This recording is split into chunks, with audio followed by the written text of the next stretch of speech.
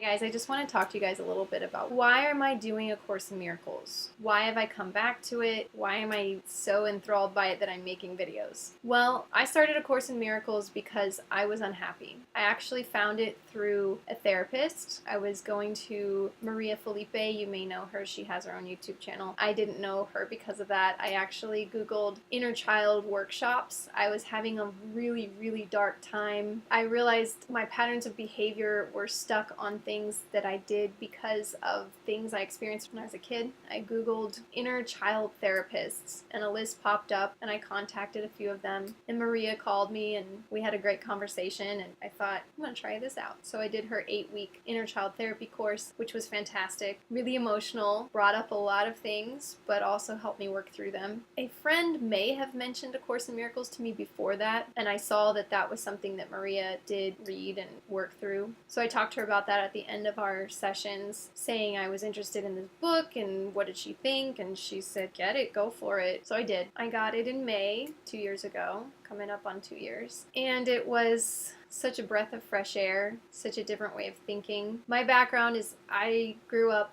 with parents who were agnostic and atheist. We didn't really go to church except for when I was young enough to take advantage of the Mother's Day Out program. As soon as I entered public school and kindergarten, we did not go to church anymore. I will give my mom credit and say she did ask me, do you want to keep going to church? Do you want to keep waking up on Sunday? No. All right, great, we won't. So we didn't. But I was always drawn to things that were spiritual. I would go to church with friends when I was little, get dressed up. I found the whole thing very interesting. And then in ninth grade, I ended up going to church with a friend and was really into it. It was a non-denominational Christian church, and I got my first Bible, read the entire New Testament in like a month or something because I was just so intrigued by everything that was inside of it. I was pretty involved in my church for a while, and then when I went to college, I tried finding churches and I had a really hard time, and I just sort of walked away from it for a while. And then my junior year of college, I ended up reconnecting with a friend from high school who happened to be Mormon. So we talked, and he had already gone on his mission, and I asked him a million questions and he had really great answers, and I went to church with him, and the people were so friendly and welcoming that I thought, this seems like a good place. So I actually became Mormon for 5 years. There are many reasons I joined, and there are also many reasons that I no longer consider myself Mormon and I don't go to that church anymore. I have nothing against the people. They're wonderful people, and there are a lot of wonderful practical sides of the church that I think are great, and I'm grateful to have had the experience. I don't regret being Mormon, but I also don't regret not being Mormon anymore. Maybe I'll talk about that in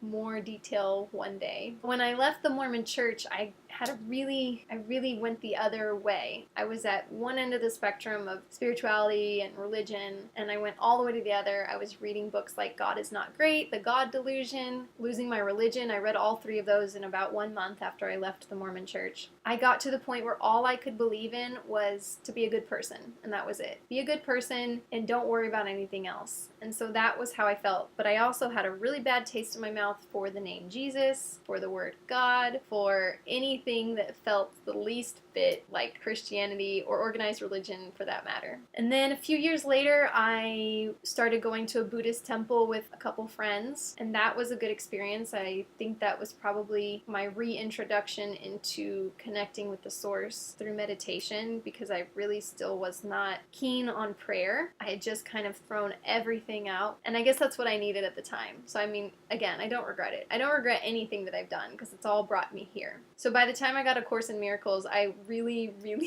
was not the type of person who would be receptive to something that talks about God and Jesus and the Holy Spirit. I just was like, ugh, not this again. But the thing I love about this book is it's not a church, it's not a religion, it's not about anybody except for you and your own growth. And the major tenets of the book, what you're really trying to do and learn, is to find forgiveness for yourself and for others. Ultimately, to find peace and happiness, and to be perfectly peaceful and perfectly happy no matter who is in your life, no matter what's happening around you, no matter who the president is, no matter who your boss is, that you can be peaceful and happy. And the way you get to that point is by doing these meditations, learning the lessons, reading the text, and learning how to forgive others. And then realizing that you're not really forgiving others, you're really forgiving yourself. And eventually getting to the point where you no longer even need forgiveness because you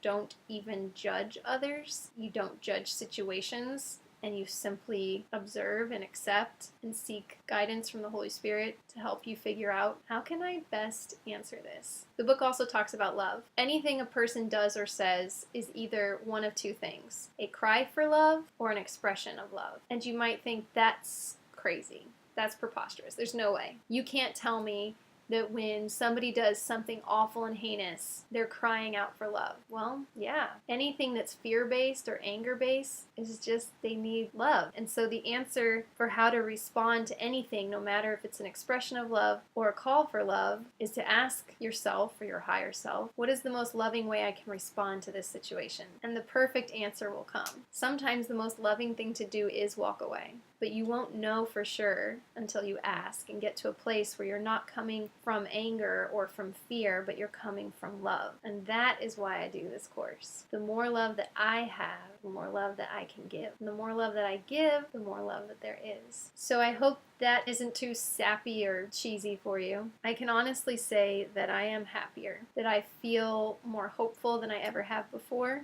that I appreciate more around me than I ever did before, and that I see so much more beauty, so much more love. I see it. I see it in my friends. I see it in family. People who I had difficult relationships with are becoming really beautiful, fulfilling, and loving. So if that's something that you want, which I think it probably is, keep doing the course. Keep watching these videos, or find videos that someone else is making that maybe resonate more with you, and keep connecting with the source. Have faith that you will progress. And it may be really fast and it may be really slow. As long as you keep moving forward, you'll get there. I wish you nothing but the best. My dog's dreaming right now and she's barking in her sleep.